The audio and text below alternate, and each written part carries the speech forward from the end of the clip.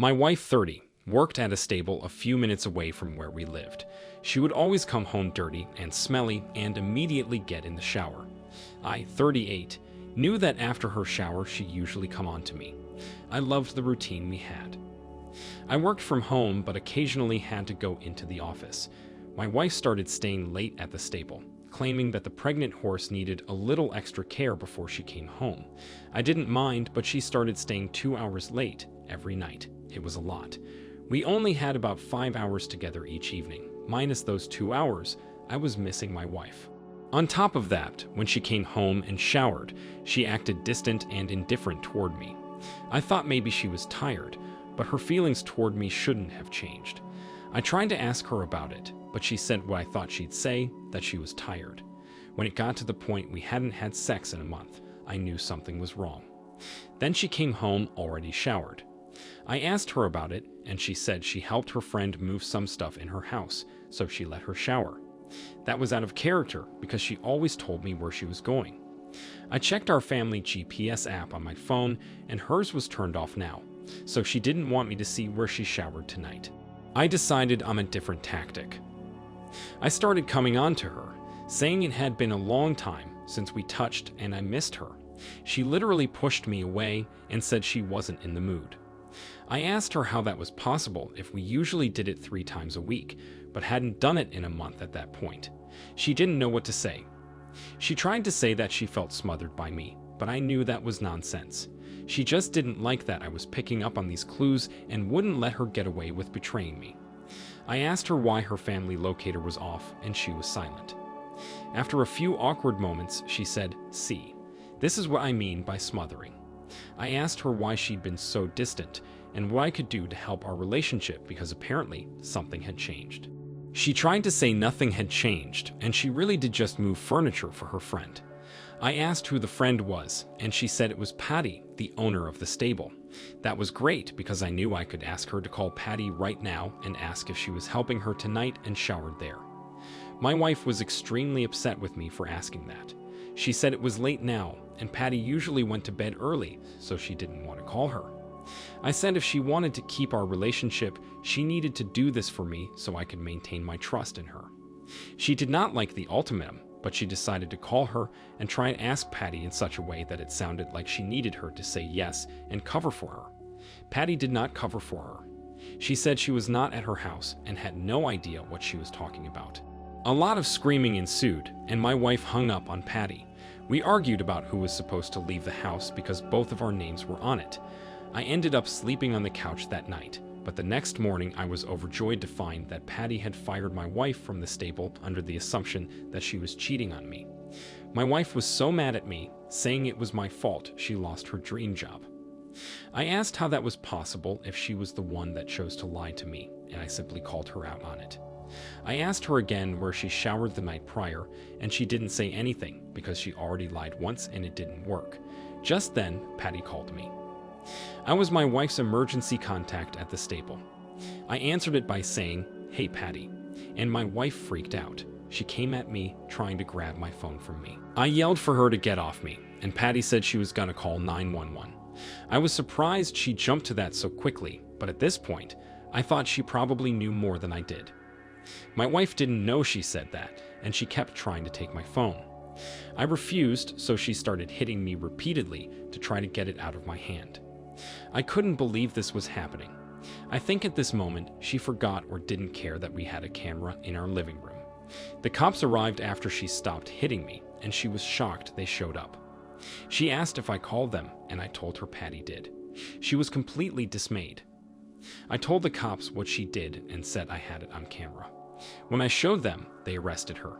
Just then, Patty called me back. I told her what happened, and then she told me what I was trying to figure out all along.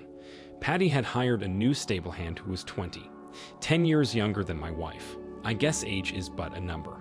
They started flirting and hanging out late at the stable, but Patty knew my wife was married. My wife tried to ask her to cover for her, and she refused, telling her to keep her out of it. My wife made the wrong decision to say she went to Patty's house, but it was the only person I wouldn't be suspicious of.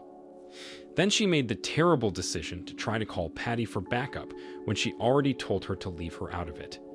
The reason Patty decided to call the police was because she knew my wife was hitting me and that my wife threatened me. This was so surprising to hear. My wife never threatened anyone before that I knew of. She'd always been so kind and sweet. I guess when her double life was about to be exposed, she lost it. I filed for divorce, and she had to pay me a court settlement for the attack I had on video. Patty told me that she noticed my wife going to AP's house, but for obvious reasons, she didn't want to get involved. Eventually, she told me that AP lived with his parents, and he was sneaking my 30-year-old wife into the basement. What a lovely situation.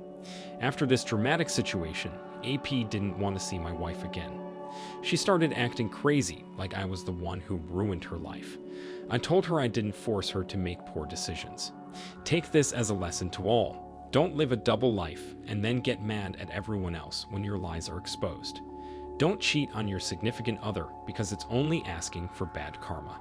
Wow, OP. I am sorry you went through this. It's almost like your wife didn't expect to ever be caught, even though her behavior towards you was changing. She became a bully when she threatened her own boss and actually attacked you. She let her ego get way too big and only followed her weak-willed brain. She didn't consider anyone else when she started seeing a boy 18 years younger than her husband. She just proved that she did not have the maturity to maintain an honorable relationship with an older man. I am so sorry you fell for this woman, OP. She was incapable of communicating openly with you and behaving like a proper wife. I can't believe she would choose to do this for a boy that lived with his parents. What could she have possibly been thinking? I am glad you won against her in court and came out on top of this mess.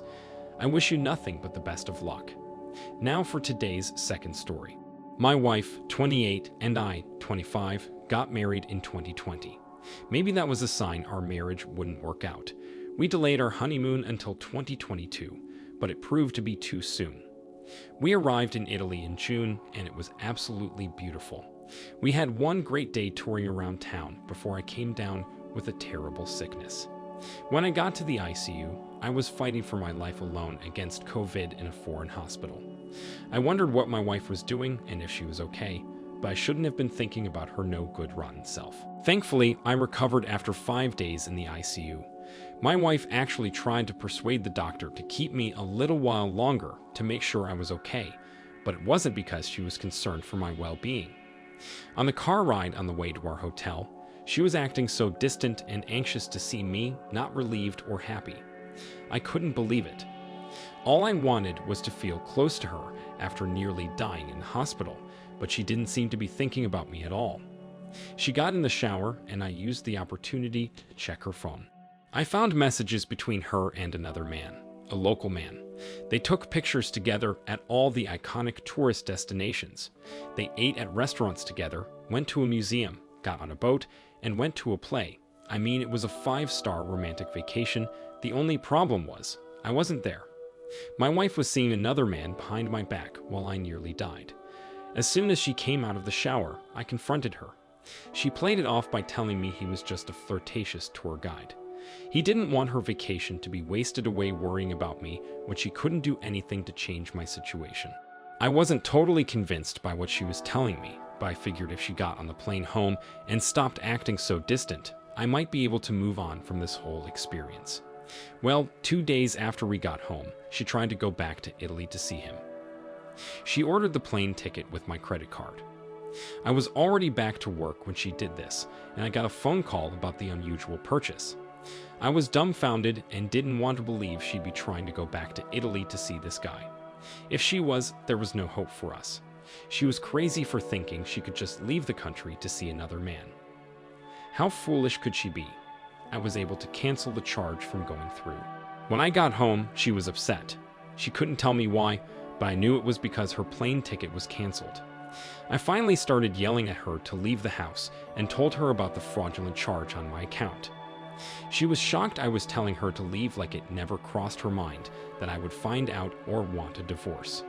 I asked her if she was going to see that Italian dude, and she tried saying no. I asked her why she was going back to Italy without me, and she didn't know what to say. I told her again to get out, and she wasn't very willing to pack. She literally didn't have any family or friends that were willing to come help her. I was stuck with this woman. I moved in with my father temporarily. When he heard what was going on, he didn't hesitate to help me out. He was a lawyer, so he helped me file for divorce and prove my wife's infidelity. I was able to get back some of the money she spent while she was with an Italian guy and using my bank cards. I was permitted to keep the house. My wife was really apologetic at this point. We had a few court hearings that weren't looking good for her. She didn't have a job or anywhere to live now. She was starting over now, contrary to when she married into my wealthy family, was provided a nice home, and taken on luxurious vacations. Realizing how badly she screwed up, she tried asking me if we could start over and have a child to reconcile. Little too late for that, I told her. She would call me at least once a week to ask how I was doing and if she could borrow money or stay on the couch for a few nights. She was staying with people she found on Tinder. It was not a pleasant lifestyle, far from her Italian fantasy. I asked her if she ever slept with the Italian guy, since I never knew for sure, and she didn't have anything to lose now. She admitted that she did several times. She justified it by saying she needed to enjoy her time in Italy, and she said she didn't regret it at all. I told her I didn't regret divorcing her at all, and she'd never get any help from me. Since then, she hasn't called me. I started dating again, and it must be a small, coincidental world because my girlfriend is from Italy, here to finish her college studies.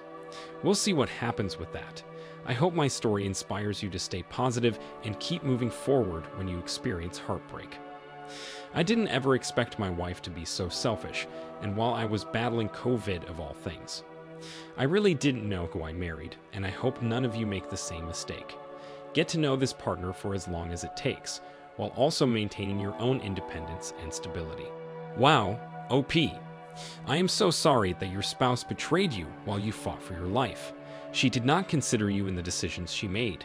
She turned out to be very selfish, and I'm sure she won't get far in life if she doesn't change her ways. The best way to have a successful marriage is to always see each other as equals. Spend your time serving your spouse more than you look out for yourself, and they should do the same. Treat them as you would want to be treated at all times, no matter what life throws at you. Everything has a cause and effect, so plant good seeds and focus your volition on honorable things. I know you'll find good people and luck in your life, OP. I'm really glad to hear that your father helped you through the divorce and it turned out okay for you. I wish for you to find the perfect balance and harmony with your future spouse. Thank you for sharing your story. Thank you all for taking the time to listen to today's stories. If you enjoyed listening, please feel free to like and subscribe if you haven't already. Also, comment below with your thoughts on what happened. Take care.